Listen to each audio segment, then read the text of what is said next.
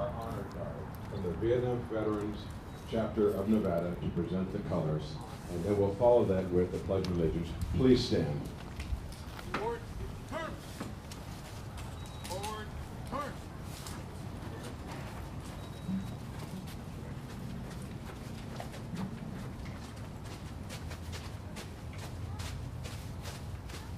Detail, hope, left, pinch. Praise and harmony. Ladies and gentlemen, please join us in the Pledge of Allegiance. I pledge allegiance to the flag of the United States of America and to the republic for which it stands, one nation, under God, indivisible, with liberty and justice for all. And we now will have our invocation by Chaplain Minardi.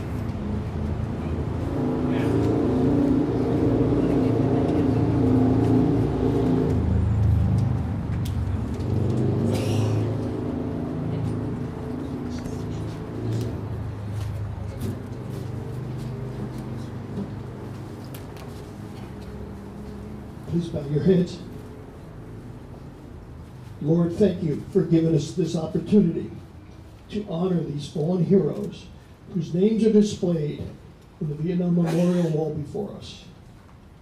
We know you are keeping our heroes safe, for their work is done. We pray those of us who remain remember the ultimate price they paid for our future and for the safety of their comrades. Deuteronomy tells us, be strong and courageous. Do not fear or do not dread of them. For it is the Lord your God who goes with you. He will not leave you or forsake you. Please bless all who are attending this memorial for taking the time to honor these veterans. Our presence demonstrates an understanding of their sacrifice and shows respect for those we honor this week. Bless the families of our brothers and sisters who endured the pain and sorrow of losing their loved ones. Give them the faith to believe that though their presence physically is no longer with us, their spirit will never leave us. We pray our nation continues on a path to greatness, so the lives of these honored veterans and all veterans who made the ultimate sacrifice will serve as footprints for our future. In your name I pray, amen. Thank you so much.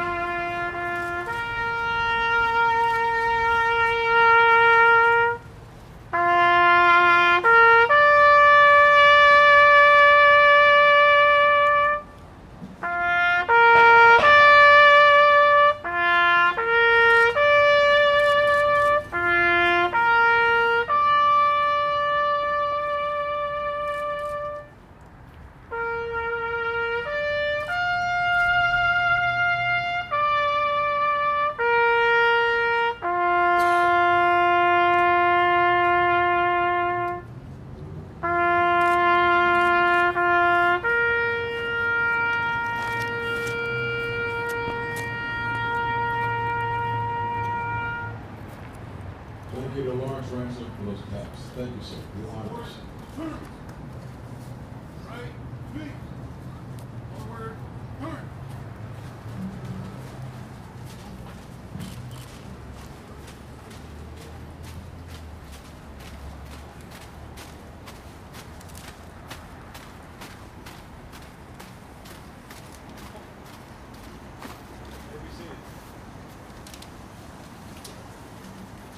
Rarely do I prepare remarks. I just sort of like to speak from the heart. And this is no different today, except I just knew that I had the time limit, and I am somewhat repetitive or wonderful Mr. Jimison's remarks, and for that I apologize. But this is such an important opportunity for us today. And what a profoundly moving event we're being able to participate in this morning with the viewing of this traveling Vietnam Veterans Memorial. Timely in its travel, as Jim had said, to the national observance of Veterans Day on the 11th. And for us, so moving for us because so much of our veteran population still remains homeless. And we are so dedicated to make sure that the all will receive the opportunity to return to a wonderful, fulfilling life for themselves. I am older than Jim, I think. I don't think so. Good, I accept that. But fact will be that I do remember the angst and deep division that was in our country about the involvement in the Vietnam War.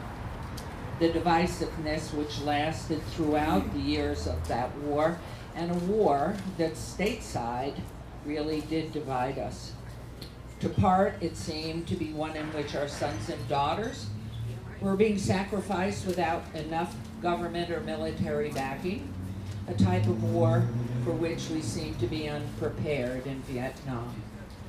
The Vietnam War, actually, I did my research and no numbers, began 63 years ago yesterday, November 1st, 1955.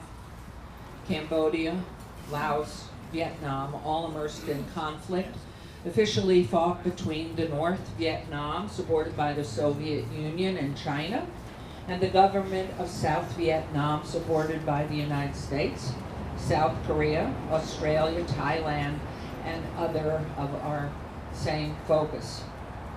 20 years of conflict and war that would continue until the fall of Saigon in 1975, and ultimately the reunification of that country.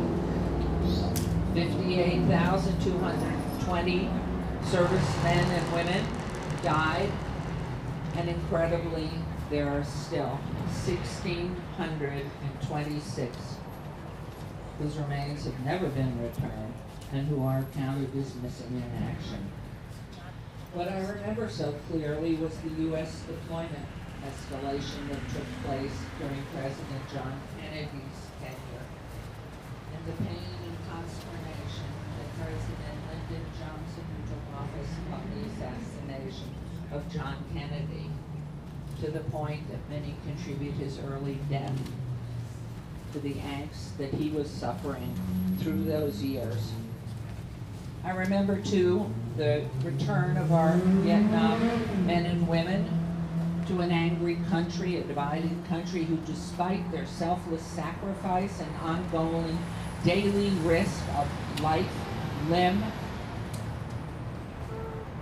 and psychological illnesses and injuries, suffered further indignities as some Americans, disavowed their enlistments in service and made these brave service personnel feel to blame for something they were doing in the betterment and freedom of our country. These are the veterans of the Vietnam War. These are the names on these walls who didn't get a chance to come home. Shame on us. Shame on those who were part of the 50s, 60s, and 70s who turned their backs on these incredible American heroes who served in that war, giving it all.